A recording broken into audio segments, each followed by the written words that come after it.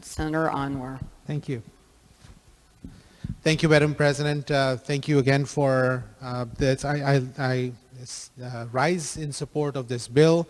I wanted to thank Senator Lesser and Senator Kelly for their effort, and Senator Lesser, your very important remarks that you made, that we will have an opportunity to make a difference in the entire country by showing a path of what can be done.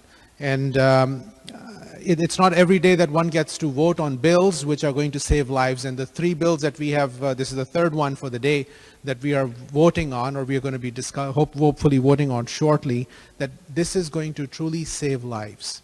I want to share a concept with everyone, and especially if anybody is not sure they would support this, is that think about oxygen. Each and every one of us breathes. We take it for granted that we are inhaling oxygen because that is part of our existence. That's part of how we are going to survive. In individuals at the cellular level, the glucose which goes through insulin. And if that insulin does not go in, the glucose does not come in. And if the glucose is not in, the cells are unable to function. And for insulin-dependent diabetics, the type 1 diabetics, this is a lifeline. This is their oxygen. And what has been happening is that the cost of this oxygen for their survival has been increased to the point that they're choosing to barely survive, if not die. And then the non-insulin dependent diabetics or the type 2 diabetics who actually depend on insulin ultimately, their insulin resistance requires them to be on insulin. And they're 90% of the population of the diabetics, and they actually require this as well. And they also are making choices not to be able to take the medicine because they cannot afford it, and subsequently have the long-term impact. I want to share a brief story about one of my patients. He was a young gentleman. He actually would come to the intensive care unit with what we call diabetic ketoacidosis, where the lack of insulin leads to the glucose levels being so high that they become acidotic, that they can't breathe, and their blood pressure drops, and they lose all the body fluid in the process. And this is so associated with death in these young people. We have to manage them in the intensive care units. And when he kept coming back, we actually started to say, you have the medicines, we have the prescriptions.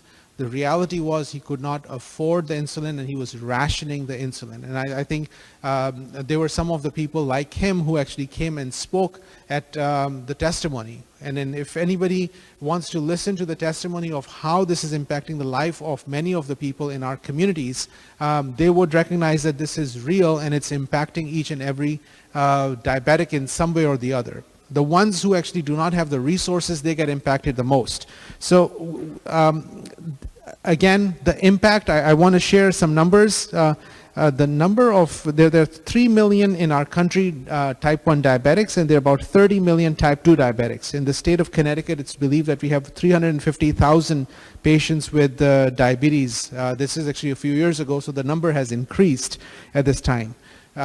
In the acute setting, diabetic ketoacidosis is associated with death, and long-term unmanaged or poorly managed diabetes is associated with, it actually is one of the main causes of blindness in the elderly or older patients. It is one of the main cause of renal failure. And if you look at the number of individuals who are on dialysis, they are on dialysis because of chronic diabetes or poorly controlled chronic diabetes. Literally managing diabetes appropriately would protect their kidneys. Any part of the body where there is blood flow, the blood vessels are going to be impacted, including the nerve endings. So the neuropathy associated with this makes the life miserable of individuals when it's not managed. And similarly, strokes and heart attacks this is the leading cause of death in cardiac problems and the causation of that. If you put all of this together, we are making a very important decision. Hopefully every single person would vote for this, because we are making a very important decision as a state, that we are saying that your oxygen, your lifeline is going to be supported, and we will not let people make money off you just because you are asking to survive. And this is something that should have happened a few months ago, and then of course COVID got into the way. But this was a disaster or a pandemic of diabetes that was impacting us way before this current pandemic, and I'm glad we are taking this on because people have been waiting for a long time for this support. So, Madam President, I would urge all of my colleagues to please support this bill. This is going to truly save lives. This is one recommendation that is, if you interact with anybody who is diabetic, who is surviving barely because of lack of ability to pay for insulin, this is their lifeline. So thank you again. Thank you, Senator Anwar. We will move